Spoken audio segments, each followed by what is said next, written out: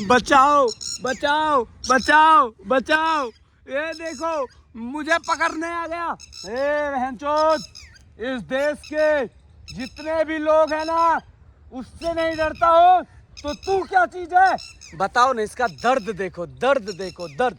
इसका जो है ना, यहाँ पे घोंसला है।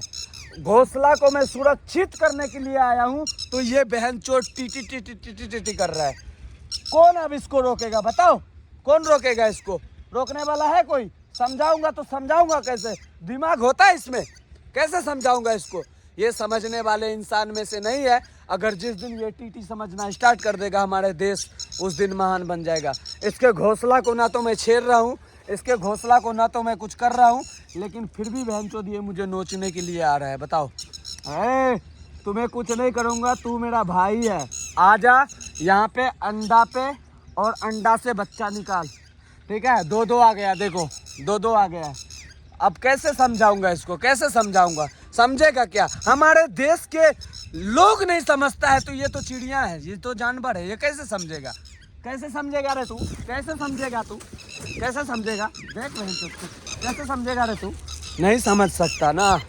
इसलिए कहता हूँ, हमारे देश के लोग अपने शरीर के अंदर, अपने माइंड के अंदर डेवलपमेंट स्टार्ट करो, वरना इस तरीके से हमारे देश महान नहीं बनेगा।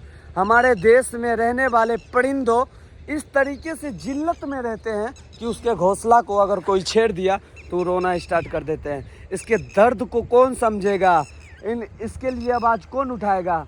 इसको भी एक जगह मिलना चाहिए रहने के लिए। इसको भी एक विशाल घोंसला मिलना चाहिए सरकार की तरफ से, फिर ये इसका ज़िंदगी जो है सही होगा। नहीं तो यही भी कहीं से कहीं माहौल में जाके ऐसे ही टी टी टी टी करना स्टार्ट करेगा, और बिहार के लोगों का माइंड भ्रष्टाचार के बेट चढ़ जाएगा। तो भाई साहब, तुम्हें समझाता हूँ, तू समझ जा। तुम्हारे घोंसला को मैं कुछ नहीं करूँगा, तुम्हारे घोंसला को बल्कि मैं ठीक करने के लिए गया था। ये उजला पुजला हुआ घोंसला था, इसलिए मैं ठीक करने के लिए उसको गया था। आपके घोंसला को मैं परेशान करने के लिए नहीं गया था। और एक चीज़ कह देना चाहता हूँ आपको, कह देना चाहता हूँ, आप भी अगर अंडा को पाड़ोगे, मैं इस देश के परिंदों से कहना चाहता हूँ, अगर आप अंडा अगर पाड़ते हो तो कहीं बीच रास्ते में मत पाड़ा कीजिए। आप अगर अंडा को निकालते हो तो कहीं रास्ते में नहीं निकालना चाहिए, ठीक है ना?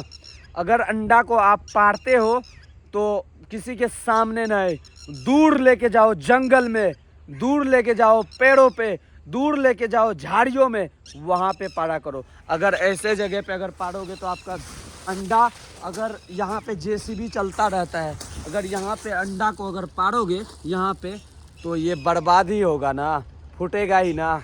बताओ।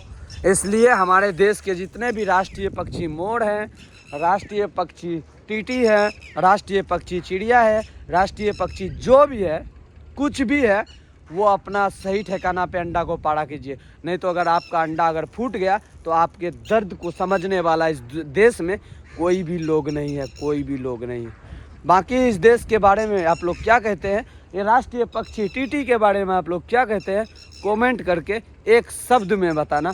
तब तक के लिए मैं हिंदुस्तान के कोई भी कोना में रहूँगा, इन बेजुबान परिंदों के लिए आवाज़ उठाता रहूँगा। और एक चीज़ सीना में हर वक्त धड़कता है, वो है हिंदुस्तान। इसलिए जय हिंद।